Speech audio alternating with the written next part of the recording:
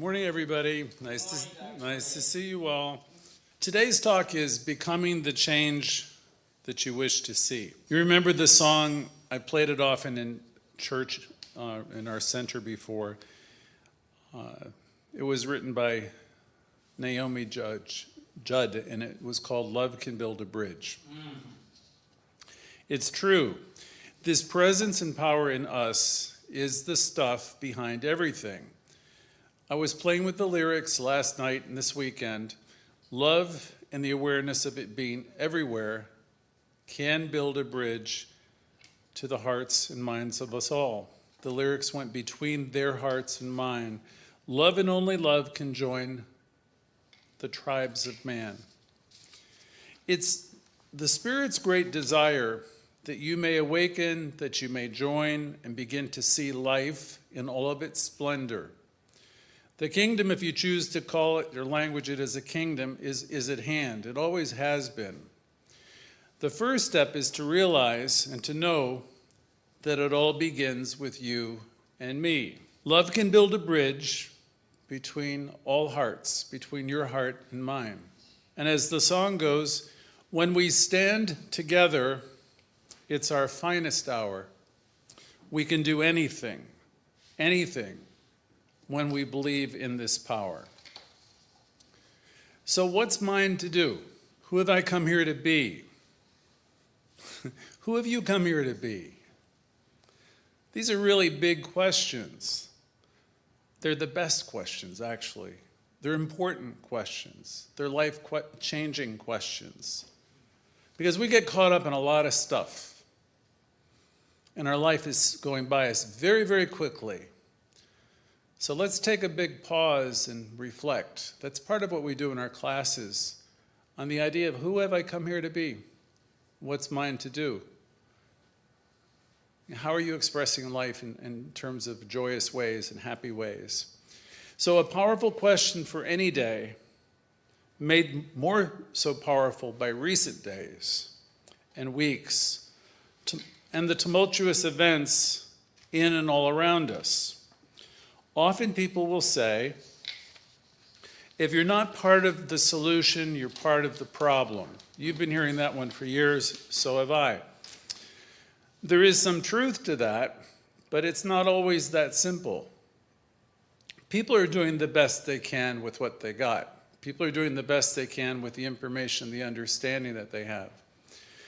And sometimes blindly rushing into action or reacting to events produces results that are less than desirable. We want to be smarter than that. We want to be smarter than people who are just reacting. We have a great gift in our teaching. So the question is, who have we come here to be, and what are we here to do? What's most effective? Is anger an effective strategy? Are we angry just to be angry? I have a group of associates this week I was listening to who are wanting to go out and protest just to protest. And they're out there with their friends taking selfies. And I don't know what was really motivating, and I guess it's none of my business. I think they wanted to get out and see people and get out of the apartment and yell and express themselves. The reasons I heard were many. Some were really great, actually. Many were not well thought through.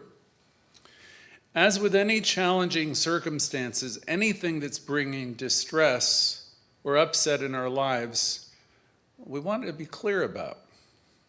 If we merely react when we're angry and we can feel ourselves getting hot, we can feel the physiological changes in our bodies, this is going to be a learning event if you're coming from anger. If we're wanting to come from a more enlightened place or a transformative position, we start with our teaching, we start with our knowing and our spiritual practice. We first calm ourselves down. You've heard it said years ago, be still and know that you are God. Quiet ourselves down, however we can, whatever way or method you use is going to be fine.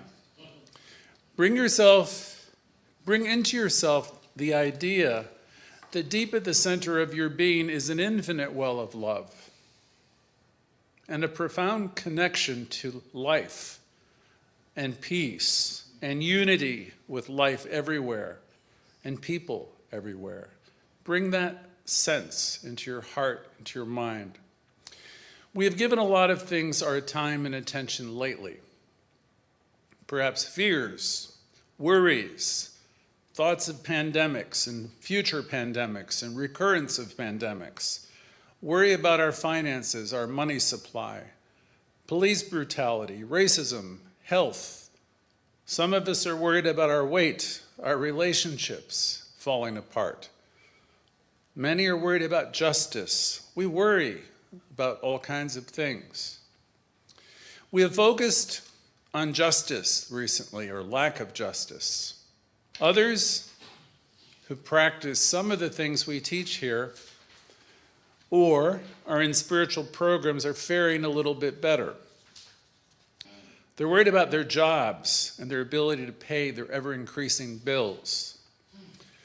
We have been on a curfew this week. Most people have never lived through a time where our freedom of movement has been so restricted. We have been in a lockdown for 3 months, which is all so alien to all of us in this country. There's been violence and there's been anger enough in the air. And yes, thankfully, there have been many acts of love, too, and extraordinary acts of kindness that remind us of the good in people everywhere. Minds are racing around, complaining, bitching, fearfully and desperately trying to find people to blame and or solutions to any and all of these challenges. Searching for something to do to make these times and feelings go by or make them quicken and be gone. There's a restlessness in a lot of people. Many just want to do something to make it go away. I remember from 40 years ago a saying that was said to me, which sounded pretty dumb, but it was, hurry up and wait. And if that doesn't work, how about back to the days of Ben Franklin and others, patience is a virtue. Or ours, be still and know that you are God, or I am God. One of my all-time favorites, you've heard me say before, is it takes great wisdom to know and understand that all events, circumstances, and happenings are helpful. Now that goes back to my spiritual studies and books like the Celestine Prophecy, where they would suggest we take the long view, because if you look at things from a distance, you can see that there's God and there's harmony. But sometimes it's very difficult to see that stuff in the middle of everything we're going through. I'm sure in the greater audience, the audience beyond today, those of you who are not in the Zoom call, but people who will listen on Facebook, there'd be a reaction to some of my statements. And I understand that, because if I heard this stuff years ago, I wouldn't have gotten it. Sometimes though, folks, the worst brings out the best of us. And I know this, that all that is happening is transformative and is in fact God in action. People are, as Avril would say, she's up there somewhere, sorting it out within themselves. Some want to protest or find an active voice to what is stirring within. Some people will seek escape. They will seek escape in drink, drugs, acting out, in all kinds of interesting ways, as many ways as there are people. And that stuff doesn't necessarily bring about healthy results because they're not wanting or being able to do what we do here yet. Not everybody can come into this teaching and understand that all is well, as Louise Hay so eloquently stated. All is well even when there's a pandemic. All is well even when there's distress. All is well when things are not going your particular way. We have such a tremendous gift in this teaching. Most people lack the perspective to see things as evolving and as good and for the ultimate good of all. Most people simply just don't get that. We have to look past the problem and realize the presence is here. God is here. Intelligence is coming forth to make better, to heal, and always to improve. I remember a good friend of mine when I was living in Washington in the early 80s, who used to say during painful times, I don't want to feel and I don't want to deal with it, Greg. I don't want to feel life and deal with life on life's terms. Are any of you like that? You're just sick of it? Sick of it? Mad as hell, maybe? This would be normal enough response at this point in time for most people. Accepting life in life's terms can be hard, real hard. I was told 40 years ago, in July of 1980, acceptance is the answer to all of my problems. And the idea that nothing, absolutely nothing, happens in God's world by mistake. I've been thinking about those ideas for 40 years. Acceptance is the answer to all of my problems today. And nothing, absolutely nothing, happens in God's world by mistake. I knew it then. It sounded true. I didn't particularly like it. I knew it then, and I really know it now. And I know this one thing. Life goes forward by means of each and every one of us, whether we know it or not. We don't have to approve of it. We don't have to like it. But life goes forward by means of each and every one of us. Well, you might ask, well, where is God in any of this mess, and all these situations that seem so awful? And people ask that of themselves. And if you're in our teaching, we know surrendering and trusting the process of life is the answer. Trusting God, trusting this process, this power, isn't where most people are right now. And it isn't where most people are most of the time. Now, you can talk to me or some of the people I associate with who are in this audience today, and it's the language that we speak. And we kind of like take it for granted, but we are exceptional in that sense. We understand that, these situations, these circumstances have no power, no truth. We have been on this path for a long time, and we practice extending love and forgiveness day by day. And we know that the inner world is the real world. This is not yet commonly understood by the masses. There's a lot of acting out right now. Acting and reacting and protesting and anger. And many people are not at their best. Not by a long shot. As an aside, our teaching isn't about what most people are doing anyway. Never was.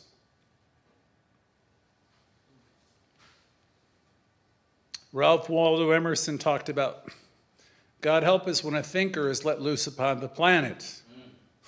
A real thinker, then nothing is safe. Everything's up for reconsideration. We quickly learn that we are responsible for our own thinking here. And the practice of our teaching has never been about what most people are doing, saying, or thinking. And most of you in this audience, in this Zoom call, know this. The outer call where this message reaches, I don't know what they would think.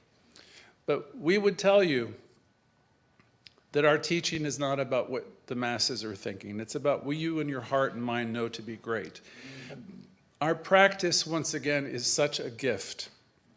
You simply can't lose with the stuff we use. It's one of my favorite sayings from old Dr. Ike. We who are committed to this teaching understand that we have power. It's available to us if we choose to use it. We can create harmony in the midst of chaos. We can see harmony. We can create peace at any time. We are equipped to do this. The mindset that is fearful, upset, angry, out of joint, keeps the peace and the calm away. When we're in reaction and we're acting out, to get to a place where we move forward, we must find a way to pause. We must find a pause button within ourselves to stop the spinning. Be still and know that you are God. Quiet your mind somehow, some way. Perhaps breathe or breathe in deeply. Say to yourself, as Louise Hay so eloquently and simply said, all is well. All is well. Make yourself come to a place where you can actually believe that. Move into a space of deep listening to others, because everybody has a point of view. Move into a place of deep listening and receptivity, and into simply being. Speak less, listen a little bit more. Remember, when things seem so rough, remember to pause and notice who we are being. Are you acting like a connected daughter, son, child of the universe? Are you coming from that place of connection? Or are you an angry person, frustrated? Whoever you are shows up first. Every single week, I talk to you about paying attention to the conversation you're having with the most important person, which is you. Pay attention to that conversation, because when you're in a place of reaction, that's what shows up. If you're a lifter of life, that shows up. The person shows up first. That person shows up first, who we are being. And it has the greatest impact on what we're doing.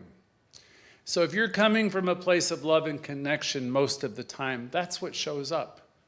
If you're coming off as an angry person and a reactive person, a hothead, that's what shows up first. And then you go about trying to correct it. If we're coming from connection and the awareness that we are one with the one, etc., if we're remembering who we are in truth, that shows up. If you know you're supplied and supported and all is well, if that's really who you are and what you are, that's what shows up. Coming from that centered place, we can do anything. We are committed to taking peaceful actions that will bring about a world that works for everyone. Doesn't matter what other people are doing.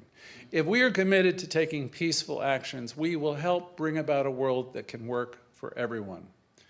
Coming from connection, inviting spirit in, opens the way for the actions that will have the greatest impact and be of the most help. When you feel yourself centered and calm, you are ready to ask the question. Only when you feel yourself centered and calm are you ready to ask the question, who have I come here to be? We do our work always in consciousness. I'll repeat. We do our work always in consciousness. Doing the inner work in our classes, in our conversations, in our discussion classes on Thursday nights and our other classes, we learn that the outer world is a reflection. Your outer experience is a reflection of your inner reality. So we're committed to knowing peace. We're committed to being peaceful people. That's our inner journey, is to make the corrections and adjustments. So it is inside, and then it can reflect outside. Getting clear ourself is incredibly, incredibly important. We have to be in a place where we know and have faith that we are supplied and supported before we can live in a world where there is nothing and no one against us. That's a big statement. And I'll say it once again. We have to be in a place where we know and have faith that we are supplied and supported personally before we can live in a world where there is nothing and no one against us. This is an inside job. From this deep-rooted place, the way to move forward becomes clear. This is the place where Gandhi found his inspiration for nonviolent civil disobedience. His conviction moved an entire culture to stand up in a way that had never been done before, never in the whole planet's history, and it worked. You might remember the British left India. Dr. Martin Luther King prayed and prayed until he was certain of his stance. Once certain, he then agreed to lead. In both cases, nonviolent action ultimately created change. Neither would have been possible if these incredible people didn't first center themselves. You might then ask, what's mine to do? Who have I come here to be? What am I to do to be expressing life and to be of service in the world? For this is really what we're all here to do, is to express joyous, beautiful life and to be of service to one another. There's always something. All of us have gifts. You may not have discovered yours yet. If you hang around with us long enough, you will. I'd suggest always beginning with yourself first, because it all begins with you. And elevate your consciousness to a place where you can sense that connection and know that truth. If you're blindly going out trying to help the world and you really are a mess yourself, I don't know what help you're going to be.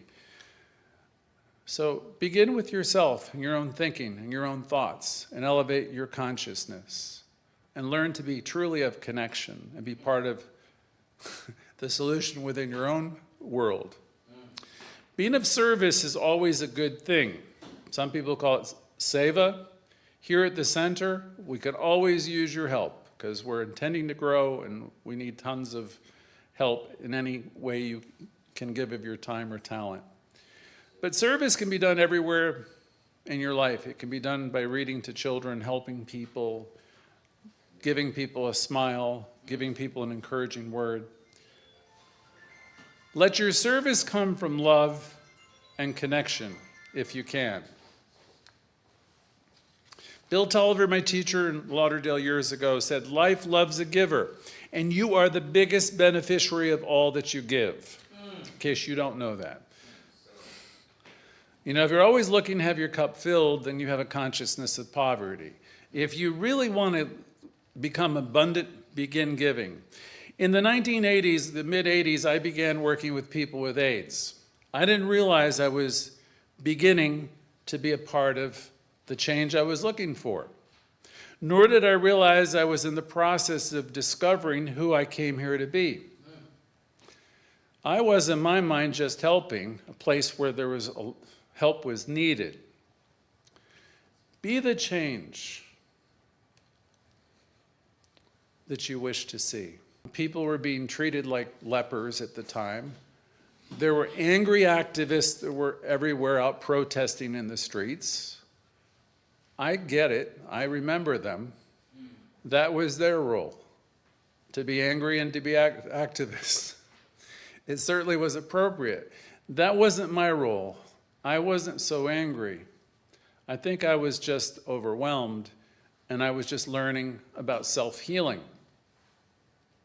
I had been exposed to the Louise Hay book, or was about to. I, who had so much to learn about self-healing, was teaching others how to love themselves and accept themselves and heal their lives, which to me was a joke. So there is an idea that, you teach what you need to learn. So that's where I learned about the power of consciousness and the importance of Louise Hay's best-selling book. Yeah, it's all very simple, but the work is ours to do. I continue to ask myself, what's here for me? As you meditate every day, what's mine to do? Who have I come here to be? That's the other part of this practice. Knowing there is service to do, giving and sharing your talents. I know so many of you well now, and all of you have awesome gifts to share. If you're not sharing them, you're missing out on some of the greatest joys of life. We don't, as we practice this teaching, let restlessness and doubt get in the way for too long. So I call this spiritual activism. When we're involved in the teaching, you're going to be prompted to do something, and what you're doing will be uniquely yours. Join me together as we think of the things we're thinking of, and know that we can end equality and racism in this country. Love can build a bridge. I know it. I invite you to know this with me. Be the change you wish to see. And it all begins with us, with you and me. Owning what is yours, dropping the baggage of yesterday. See, if you're sitting here with me thinking you don't have any problems, I invite you to look again. Because there's not a person that I know that doesn't have work to do on themselves still. I've been at this for many, many years, and I know that it's still a full-time job. So I'm less preoccupied with what other people are doing right or wrong and focusing on my spiritual practice. Which leads me to Ernest Holmes' last great message, which I think is appropriate for today, which I've greatly altered to shorten it, and just to make it speak for today's issue. Because Ernest Holmes talked to us about living the affirmative life. The affirmative life means I'm not a whiner, I'm not a complainer, I'm here to see the good, and I'm here to talk about the good and celebrate the good. And Ernest Holmes said, find me one person who is for something and against nothing, who is redeemed enough not to be divisive, not to be condemning others, who's redeemed enough out of the burden of their own soul, and I will find another Savior and an exalted human being. Find me one person who no longer has any fear of the universe or God or of people, of man or woman or race or of anything else, and you will have brought to me someone in whose presence I may sit, and fear shall vanish as the clouds before the sunlight. Find me someone who has given all that they have in service of love or loving service, and I will have found the lover of my soul. Is this not true? Why? This person will have revealed to me the nature of God and proved to me the possibility that exists for me and for all of us. And I went on to paraphrase his sermon a little bit more by saying, find me one person who can get their own littleness out of the way, and they shall reveal to me the immeasurable magnitude of the universe in which I live. Find me someone who knows how to meditate and to commune and be with presence, be with God, really. And I shall walk with this person through the woods, and everything that seems lifeless will respond. The leaves and the trees will clap their hands, and the grass will grow softer under their feet. Find me one person who communes with the law of life, the law of cause and effect. And as we approach nightfall, the evening stars will sing to them, and the darkness again will turn to light.